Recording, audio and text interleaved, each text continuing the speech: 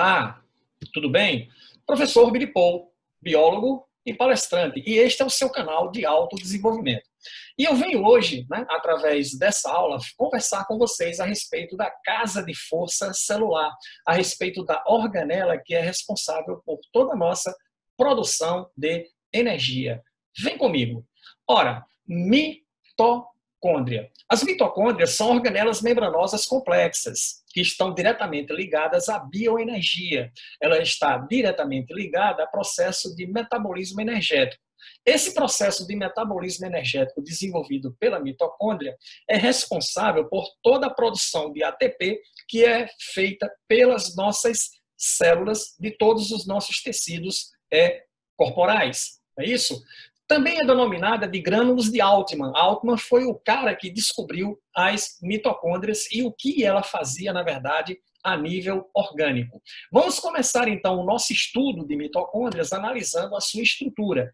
A sua estrutura ela é composta de uma membrana externa, tá, que envolve toda a estrutura mitocondrial, e a característica marcante dessa membrana externa é exatamente o fato dela ser uma membrana altamente permeável, ok? Que permite a livre passagem de substâncias através dela.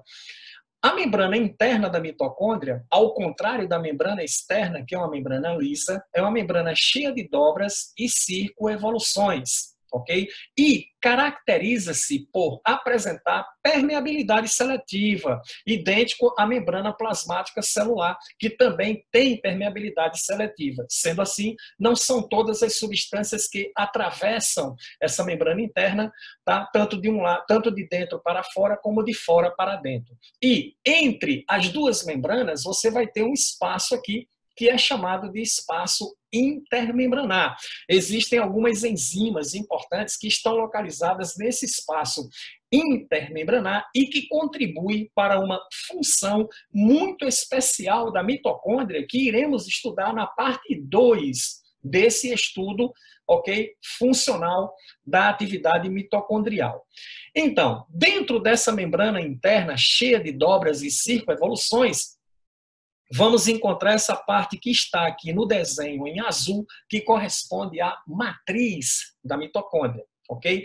Nessa matriz, vamos encontrar um complexo enzimático imenso, que serve exatamente para promover, para fazer com que a mitocôndria realize a sua função. Vamos encontrar também aqui DNA mitocondrial, molécula de DNA circular da mitocôndria, que contém todos os caracteres hereditários relativos, tá, à duplicação das mitocôndrias, como também a síntese das proteínas enzimáticas que são utilizadas na atividade funcional mitocondrial. Vamos encontrar também ribossomos nessa estrutura da matriz, vamos encontrar também certos grânulos, tá, que vão ser encontrados também nessa matriz, e todos esses compostos aí são úteis nas reações químicas necessárias para a atividade mitocondrial. E quanto a essa estrutura da mitocôndria, 3 coisas não podemos esquecer. Primeiro, é sobre a membrana externa, que é altamente permeável, e essa permeabilidade deve-se a proteínas integrais que existem nessa membrana, que são chamadas de porinas, tá? E que permitem a passagem através dela de substâncias relativamente de grande tamanho. Outra coisa importante também que não podemos esquecer é sobre a membrana interna. Essa membrana interna, nos seus pontos mais altos, nós vamos encontrar aí algumas proteínas e enzimas extremamente importantes na cadeia respiratória ou na cadeia transportadora de elétrons. Entendido? Isso é fundamental para a funcionalidade da mitocôndria na produção de ATP. E a outra coisa é sobre a matriz. Tá? Primeira coisa sobre a matriz. Os ribossomos que são encontrados na matriz mitocondrial, eles são chamados de mitorribossomos. Então, onde você vê esse termo mitorribossomos, ele está relacionado com os ribossomos que pertencem às mitocôndrias.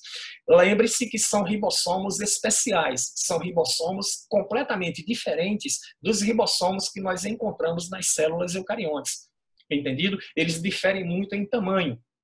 Esses ribossomos mitocondriais, eles são idênticos aos ribossomos encontrados nas células de bactérias e medem apenas 18 nanômetros de tamanho. Os ribossomos eucariontes, eles são um pouco maior, medidos cerca de 25 nanômetros de tamanho. Vamos encontrar também proteínas, vamos encontrar o DNA circular mitocondrial, idêntico ao que acontece com as bactérias, que também tem um DNA filamentar e circular, tá? Esse DNA contém 37 genes no total. Eles codificam cerca de 13 proteínas diferentes e enzimas, tá? E esse DNA é utilizado para a transcrição de 2 moléculas de RNAs mensageiros e 22 RNAs transportadores, tá? Que funcionam como acessórios extremamente necessários à produção de ATP. Não esquecendo também que no interior dessa matriz mitocondrial nós vamos encontrar grande variedade de vitaminas do complexo B, como a vitamina B1, a vitamina B2, a vitamina B3, niacina. Aí você diz, por quê, professor? Porque essas vitaminas estão intimamente relacionadas ao metabolismo energético. A vitamina B1, por exemplo, ela tem ligação direta com o metabolismo energético de açúcares. A vitamina B2 com o metabolismo de gorduras. E por aí vai. Então, essas vitaminas, elas tanto participam diretamente do metabolismo energético, têm ligação com a atividade de bioenergia executado pelas mitocôndrias, entendido como também são mutuamente complementares nessa atividade. Por isso que elas se encontram no interior da mitocôndria.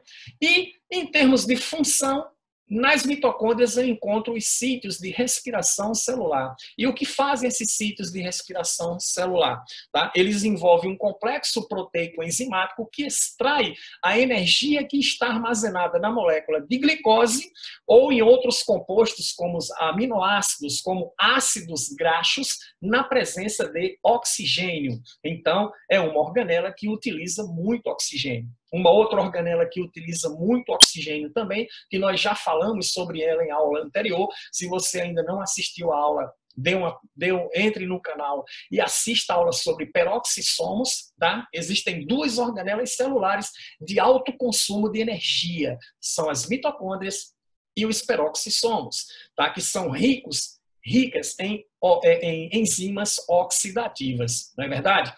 As 2 reações químicas realizadas pela mitocôndria e que fazem parte do metabolismo energético é o ciclo de Krebs, que ocorre na matriz mitocondrial, e a cadeia respiratória, também chamada de cadeia transportadora de elétrons, que ocorrem nas cristas mitocondriais. Essas são as 2 reações químicas do metabolismo energético que ocorrem a nível mitocondrial. E não esqueça disso, o ciclo de Krebs está envolvido com a matriz da mitocôndria e a cadeia respiratória está envolvida com as cristas mitocondriais, que são as dobras da membrana interna da mitocôndria.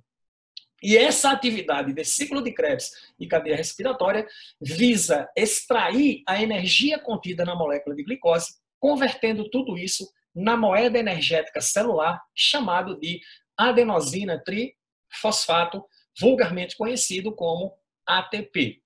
Entendido?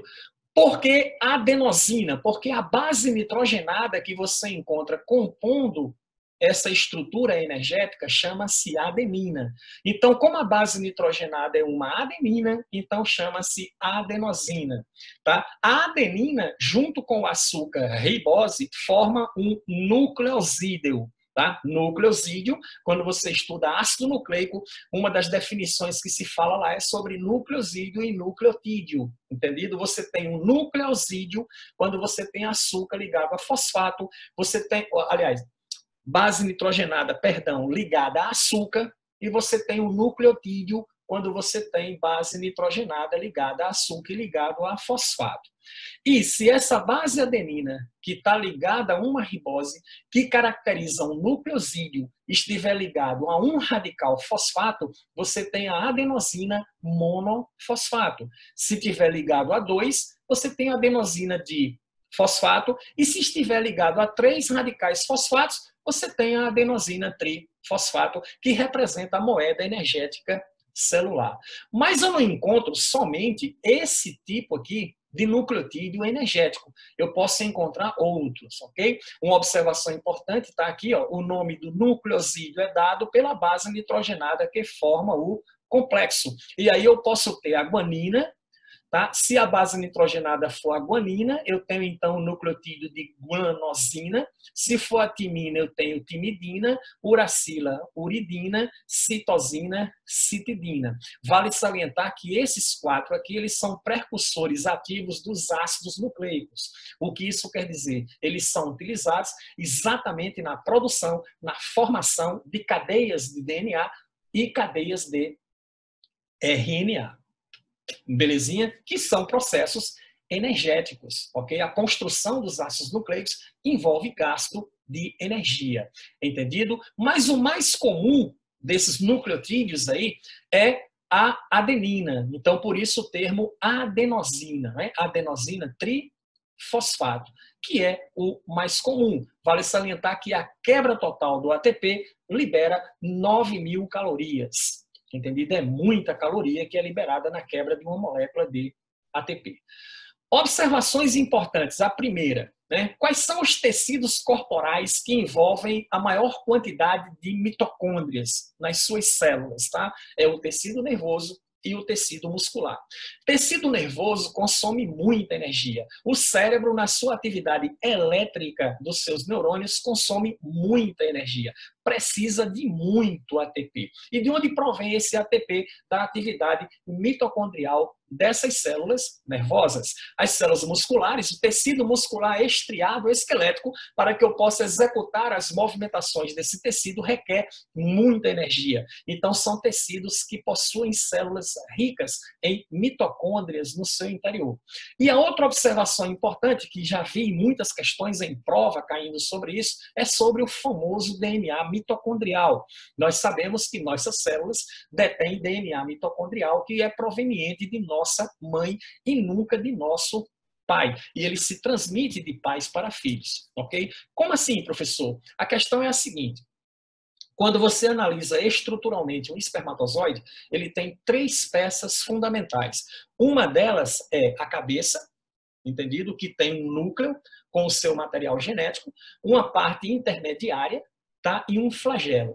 Nessa parte intermediária aí, eu vou encontrar o complexo mitocondrial que fornece toda a energia necessária ao batimento flagelar do espermatozoide e o seu deslocamento na sua atividade de encontrar o gameta feminino para fecundá-lo.